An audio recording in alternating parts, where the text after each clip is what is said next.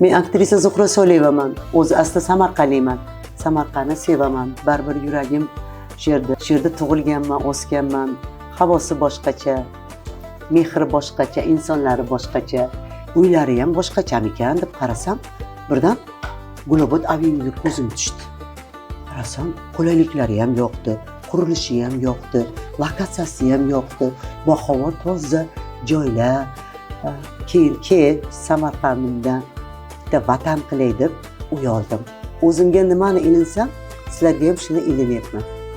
Sizga ham Sanjar yarim umringiz Samarqandda o'tyapti to'yda. Bitta vatan qilib qo'ying. Yaxshi joy lekin. To'pa-to'g'ri.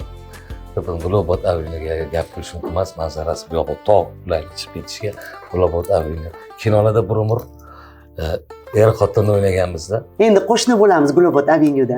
Albatta qo'shni bo'lamiz. Gulobod Avenue. Avenue. Barakali joy ekan Sanjar. To'y ham ko'p chiqadi.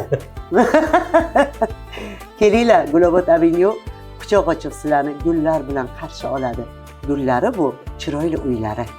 BBS Holding nurli kelajak sari.